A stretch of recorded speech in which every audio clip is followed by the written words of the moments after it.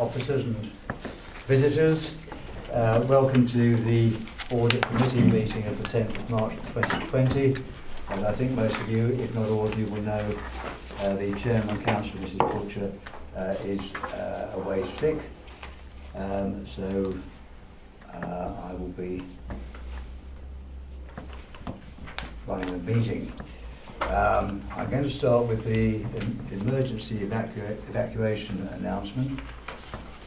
Should we be required to evacuate the building, would you please leave the building via the nearest available exit?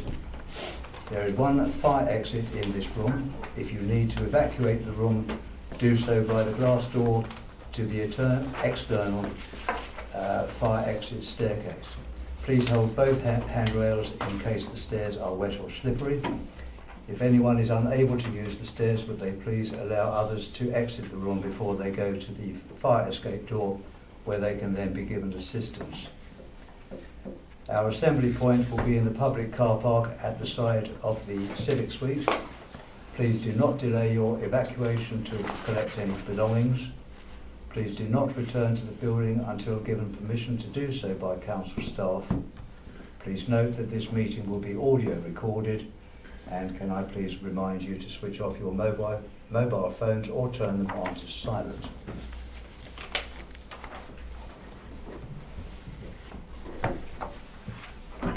Apologies for our absence. We have two, one from the Chairman, Mrs L.A. Butcher, and Councillor M. Hoy. Are there any others? Maureen. Councillor Shaw, Mrs Shaw. Okay. I don't think there are any substitute members on. And there are no non-members attending. Minutes of the meeting held on the 5th of December 2019. Do I have your agreement to sign them as agreed? Agreed. Thank you. Thank you. Do any members have any declarations of interest? No. Gil? We'll move then to the main item on the agenda, item 6, which is the external audit report, and that will be... Well, I'll just say a couple of words to introduce, yeah. Okay. Thank you very much. Okay. Thank you, Chair. Yes, so this report sets out the final audit results report for the financial year 2018-19, which was previously brought to the Audit Committee's attention at the beginning of December, at which point the audit hadn't quite concluded but was substantially completed. So we went through the detail of that report at that time.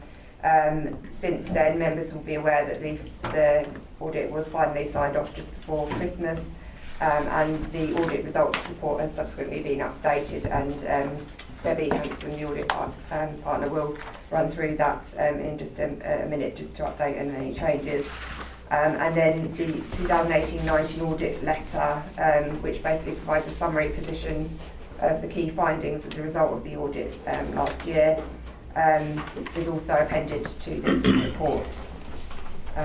So the cover report essentially just sets out the process that we've been through and a summary of the audit opinion that EY found. And it also sets out the proposed final fee for the audit work in the financial year. And I proposed scale fee variation of just under £14,000 has been proposed, and that's been reviewed and agreed in principle by myself, and will be subject to public sector audit appointments reviewing that to make sure it's reasonable. So the recommendation is that the audit letter and the final audit results report be noted. But I'll now hand over to Debbie to sort of just expand a little bit on what's actually in the report. Thank you. I'll keep it fairly brief because members of the committee will have been taken through this report in quite a lot of detail when we had the December meeting. So as Naomi said, there's two documents attached, the annual audit letter and also an updated ISA 260 audit results report. The annual letter is largely a repeat of the audit results report, but the intention is a different audience. So the annual audit letter is written for the council to publish on its website, so that interested stakeholders can read that and get a high-level picture of the work that we've undertaken during the year and the assurances that we've provided. So it's hopefully written in a slightly more user-friendly language than the audit results report and a slightly higher level. So if I take you through that, first of all, just in terms of the executive summary. So as we've noted there, we issued an unqualified opinion on the financial statements, and we also issued an unqualified value for money conclusion statement. I guess the key things that changed, and we have no matters to report in terms of any other of our statutory responsibilities or any of the other areas of work that we undertake. So I think overall a positive outcome for the council. As we noted, we discussed the audit results report committee on 5th of December, and we actually finalised our opinion and issued our audit report and certificate on the 24th of December. So it was a happy Christmas Eve present for all of us involved in the audit. So we did want to take the opportunity to thank the staff of the council for their continued support through last year's audit, which was not very straightforward, and obviously people working up to very late deadlines to make sure we got the opinion issued before Christmas, which was the target that we were aiming for. I probably wasn't going to say a lot more because I think everything in the annual audit letter really repeats what we reported in the audit results report. So what I will just do is draw your attention to probably a couple of things that changed between when we presented the audit results report to you and the actual issue of the opinion. So that the main change was really in relation to the cash flow statement, where we identified some errors in the cash flow statements which were mentioned in the final version, and they are reported in our updated audit results report and also in our summary of audit differences.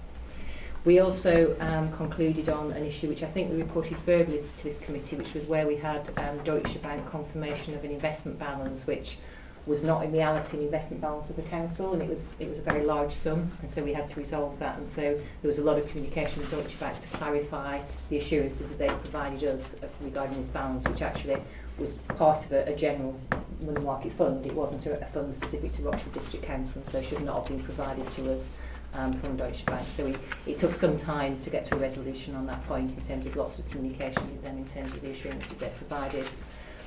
And I think the only real uncertainty reported was the cash that the council holds on behalf of Section 106 monies for CCGs, where there was some lack of clarity about whether that should be in the council's accounts or not, because it doesn't sit in the CCG accounts. We reported it as an uncertainty because it wasn't material, and we've been discussing that as part of planning for this year in terms of how that should be treated, because clearly it's not cash that's available for the council to use. So I think we've agreed that a disclosure note would be appropriate in a way that councils similarly disclose trust funds that they may hold cash for, but obviously the trust funds don't relate to any funds that the council is available to use. I think, as Naomi's already highlighted, we did agree on a scale for variation in relation to additional work we had to undertake in 2018-19 on a variety of issues. That has been agreed with officers, and we've now submitted that to PSA for approval. I probably wasn't going to say much more on the reports, as I said, because they are largely repetitive of each other and repetitive of the report that came through in December. But obviously it is an opportunity for this committee to ask any further questions they wanted to on either reports at this point. But I think the key thing is we did manage to complete the audit and issue an unqualified opinion and audit report before the end of December. Thank you. Any members have any questions? Councillor Lucas Gill. Page 616. Yeah. That very first statement makes it look extremely bad. Can you explain that, please? So that when we're the starting our magnitude of overall... uncorrected. Okay, so basically that's just saying that's what we set our materiality levels at. So during any audit we basically conclude what level of unadjusted errors could significantly influence a reader or a user of these financial statements.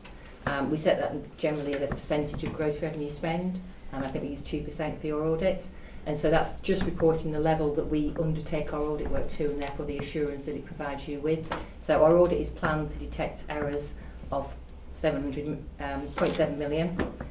To do that, we actually perform our procedures at a lower level, so that's our performance materiality level. So we build a tolerance into that in effect. So we undertake our procedures looking for errors of 352 million. So that builds in a buffer in effect between the assurance that we're providing at 0.7 million and then where we actually undertake our work using a lower level to provide that assurance. So that's not saying that's the level of error in the council's accounts.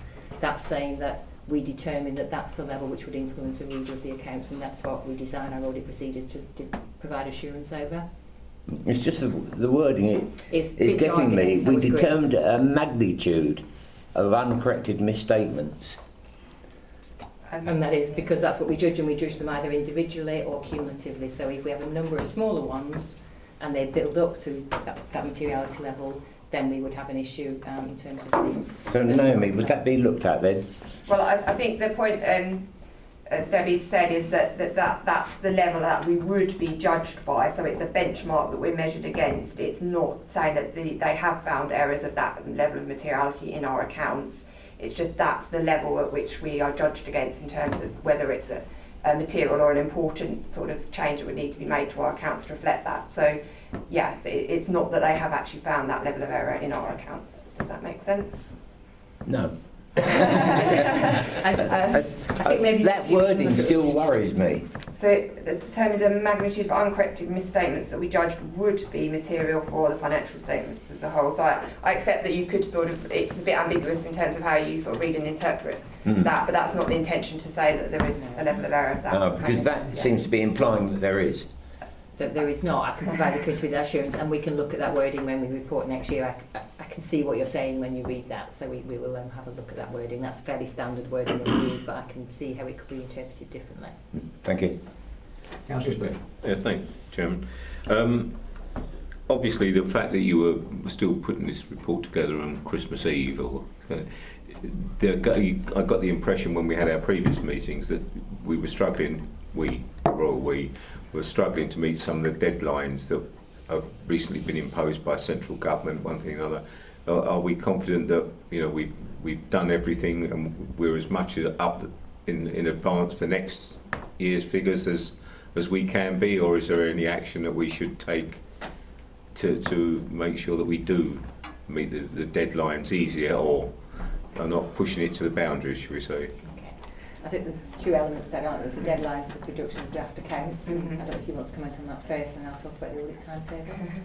Yes. So the deadlines for the completing the accounts for us as a council hasn't changed from last year. So we're still working to the deadline at the end of May. And we've got an audit timetable in place to make sure we achieve that. That's quite granular in level of detail in terms of the tasks that have to be carried out to hit that deadline. We did meet that deadline last year when we had the draft accounts ready and published on the website by that point in time. So I'm reasonably confident that we've got the grid resource in place now to deliver that we will still be able to achieve that for this year. So that's the first part, and then the second part is then after that deadline they then have to be audited, and that's the bit that obviously then stretched out a bit last year, and perhaps Debbie wants to sort of comment on the plan for the audit. Yeah.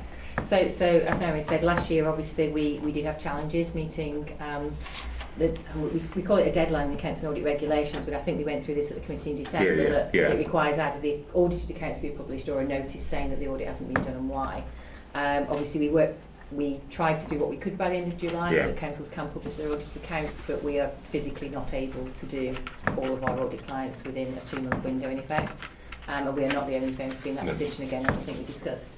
This year, I think up front we are scheduling to be doing our audits for a longer period, so we are scheduling some to be done in June, some May, June, July, August, September, October, so we are scheduling audits through that whole period. So certainly not all of our audits will be done by the end of July. In terms of the decisions we've made as to who goes in which phase, it's quite a complicated process in terms of deciding which client goes in which particular phasing of that. Some of it reflects where we've got significant challenges, so some audits we still haven't signed off for 18-19, so obviously those audits will be going later because we still haven't completed the current year, the previous year, whichever way you want to look at it. Other ones, we then are left with a residual pool of basically what we call all of our councils that kind of, we don't have any specific issues with, and ideally we would like to do them all in a June-July period, but we physically can't. So then it's about our available resources. So how many audits do the managers have, how many audits do the seniors have, when can we schedule that work so that we can put in the right team with a consistency and get it done in a reasonable block of time, because I think the problem we had here last year was that it spread out for a very long time, so it dragged on, which was very disruptive, I think, to the council as well. So we've looked at the timings this year, and this year we are, I'm trying to remember the exact dates, but we're certainly before the end of July this year. Yeah, I think it's like June. Yeah. Yeah. So you are in that block this year Okay. to do it anyway. I think that reflects, as I said, partly our availability of the right resources to put in that fits within that time frame. And also the fact that I think we saw a lot less errors in last year's accounts than we have done previously, which I think gives us the comfort that we can get that audit done in a tight time frame based on our experience in last year working with Carrie and the finance team and Naomi. Can I just come back behind? I mean, I've just got down here pretty good report. Having listened to some of these audit reports over the years, we've had some red flags flying up quite quickly. And I thought, having seen this and gone through this and listened to your other comment, I think we seem to have turned a corner on these audit reports and seem to have, the officers and the staff have done a good job and presented the stuff for you in a very good and correct manner. But I'll leave you to answer that one. Yeah, I think the audit went very well last year, as I say, from the point of view of the responsiveness and the quality of the responses to queries and the working papers, and there are a few areas that we can improve on from both sides for this year, and we've had those discussions already. So as I said, we're confident that we can get this audit done in a sort of short, sharp audit window, and hence the reason for the scheduling when we've scheduled it. Thank you. Yeah, well done. Thank you. Any other? Councillor Cutmore. Thank you, Chairman. Yes, it's great to see an unqualified report, because that's what you want to see. Just a question, I'm looking at page 649, and it's the land and buildings valuation, and you mentioned there that a certain date was applied excuse me, to the valuations, and that's been amended. Now, it says about an index there. Can I just ask what sort of index we're looking at, and is that a common thing for all councils to look at that indexing relating to land and building values? It's very common, and we would expect it, to be honest. So councils have a requirement to keep their land and building valuations materially up to date and accurate each year at the balance sheet date. Under the code, however, they're not required to do a full physical valuation of those assets every year. There is a requirement to do those within a 5-year period, so that the valuations don't get out of date. However, due to the movements in land and building valuations, we do expect if properties haven't been revalued physically, so your valuer hasn't been inspected them, that there would be some kind of desktop indexation applied to make sure those valuations don't get out of date within that 5-year cycle. Quite a lot often councils will revalue their largest assets every year to make sure that doesn't happen, but there's still a residual population that we have to assess and say, are they still materially accurate? And so an index is quite often what we expect to be applied. And what, can I just ask the index? What index? They would be depending on the nature of the asset, but there's lots of indices that you can get from sort of valuers' websites that would give you. So, I mean, residential property is an easy one because you can look at that, but there are lots of sort of tables that you can produce. So, generally, there are some valuers that produce information for us that they provide national indices that then come down to a geographical area, and you can use those to compare against the indices that the council's own valuers have used. So they're out there, they're produced by other valuers, etc., and market information basically about sales of properties Right, so it's and land values. It's a normal thing. Yes. So did you say that properties were normally valued every 5 years? We did change our accounting policy a year or so back, because we were having all our major assets formally revalued every year. Yeah. But we're now doing it on a 5-year cycle, so our key assets we formally revalued over that cycle, and then between that, as Debbie said, our valuers we use what's said and needs then apply an indexation based on local property values to apply an appropriate up. And one last one, if I may, through you, Chairman. I mean, when we're looking at that, are we talking about all assets that we have, every strip of land, if you like, that we actually own? Because clearly, in some cases, there will be strips, might be ransom strips or whatever, and it's what's applied to that, but it's what material value it has at the time. Is that right? Yeah. Well, so our asset register should cover every asset that the council owns, so it's complete coverage of all our assets. And then, to say, there's different potential ways that they're valued or in indices, and depending on what kind of asset it is. But yes, the accounts, our balance sheet should reflect every single asset that we own. Yeah. Okay, thank you. And you're an asset yourself, no, don't worry. Thank you. Would like to put that. Thank you very much.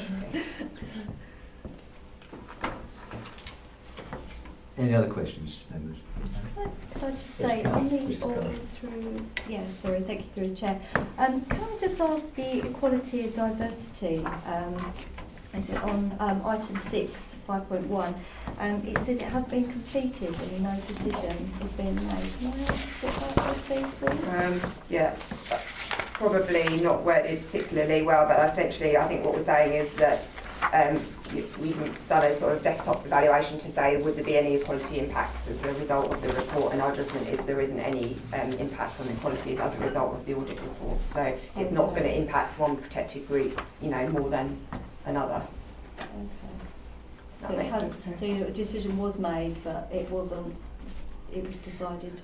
I think it's that no decision's been made in relation to this report. Okay, fine. So Yeah. it's an information item rather than a decision item. Yeah. Thank you. Just one question really.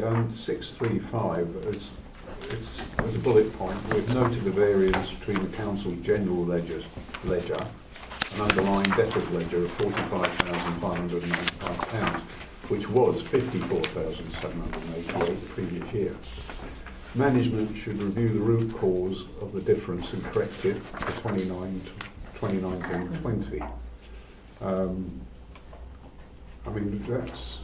What's the general cause? I notice the next bullet point is one about the general ledger for underlying housing benefit debtors, but that's...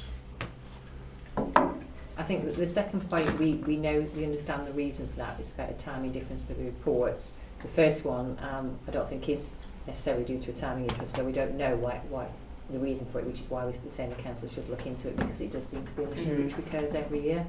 So it's an underlying problem as to why those are not reconciling. They're not material differences, but they should reconcile, so it's about understanding the reason for that.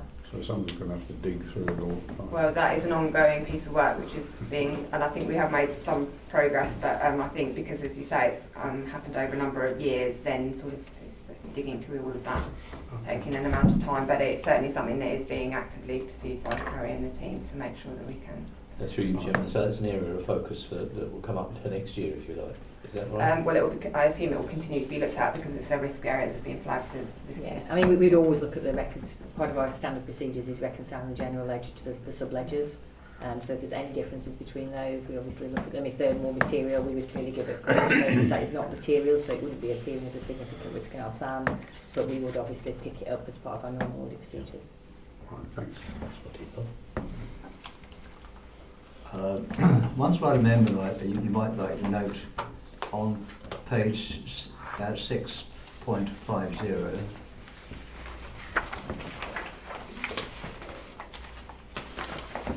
under the summary of audit differences, where it says, or purports to say, 7,650 million. Yeah, that's clearly I think that comma should be a dot. It should be. It's the problem of having bad eyesight when you're reading things on screen. But thank you for that one. Just inflated just inflated our assets. I thought, I didn't know this. Before anybody gets national debt with that. Before anybody gets too excited. Okay, members. In the absence of any further questions, I'll move to the recommendation, which is that the annual audit letter for the year ended 31st March 2019 and the final audit results report for 2018/19 be noted. As noted, members? Agreed. Yep.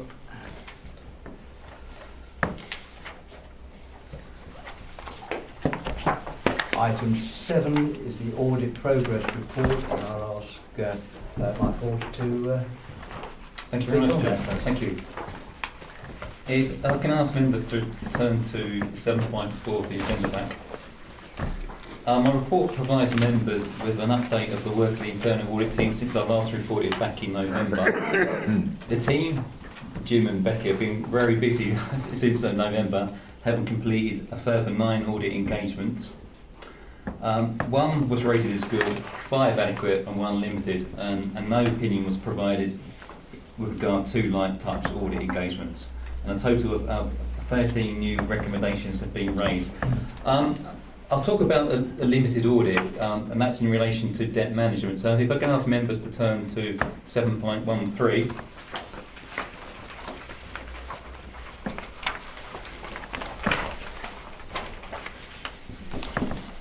So this provides members with an extract of the findings from our audit report. In relation to debt management, the problem is that we're sort of reliant on a single individual to manage the process. This is not really helped by the fact that the debtor system merely raises invoices. It's not actually a debt management system in itself, so it's the whole process in terms of sending out reminder letters and managing the debt is a manual process, and that information is contained on a spreadsheet. So the system itself doesn't remind the individual that we need to raise reminders. So we're reliant on this individual to ensure the spreadsheet's up to date regards the information around debt. So we're solely reliant on the spreadsheet and this individual for managing our debts. But that said, that the number of debts we actually raise is quite few. So it could be argued, do we need anything more robust than a spreadsheet to manage our debts? I mean, we don't have a large number of debts, we don't raise a large number of invoices, but so do we need a fancy debt management system to do that? So, but we did find some issues around debt management itself. So the debt system does not have an automated debt management function, so progression stages are processed manually. The ongoing monitoring of invoices has not been effective. Diary dates for progression have been missed. So there are a number of issues raised in relation to having such a manual process. And this report goes a long way to addressing some of the issues identified. So that's the audit in relation to the limited assurance opinion we gave for debtors. Further, the report brings to members' attention changes to the audit plan. I'm required to bring to members' attention changes to the audit plan. So what I provided appendix 4 is a copy of the audit plan for 2019-20. So if I can ask members to turn to 7.30.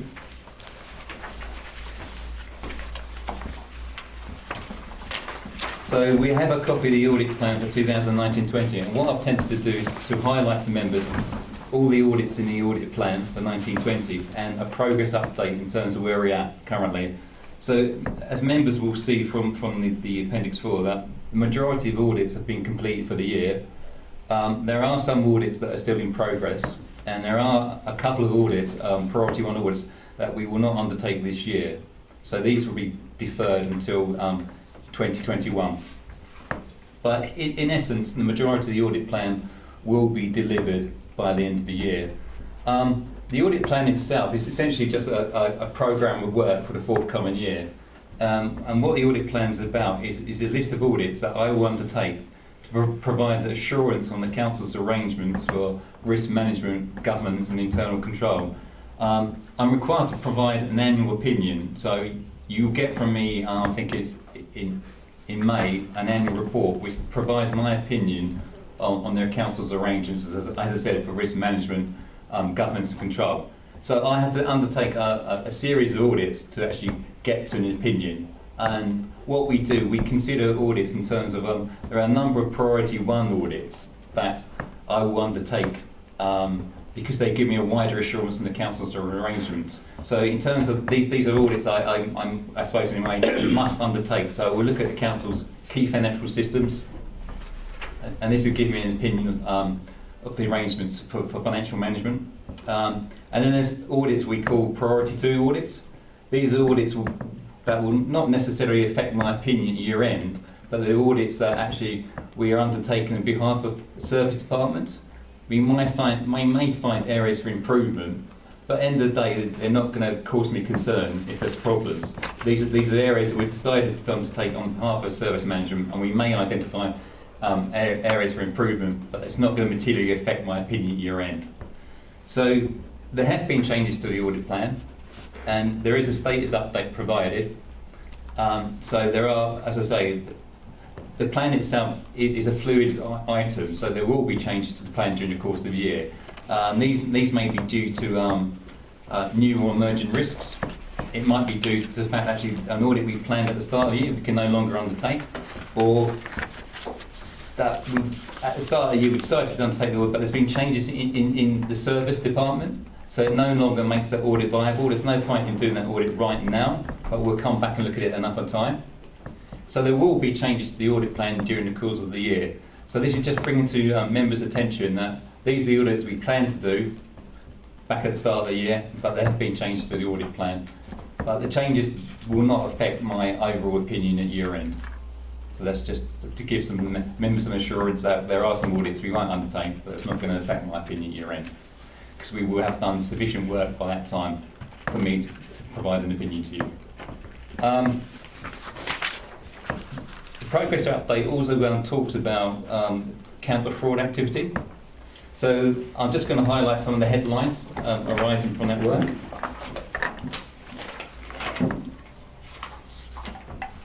So in terms of counter fraud activity, much of the work in terms of these areas undertaken by a compliance officer who sits in Revs and Bent. So the headlines. So we have achieved cashable savings in relation to council tax in the region of £74,000.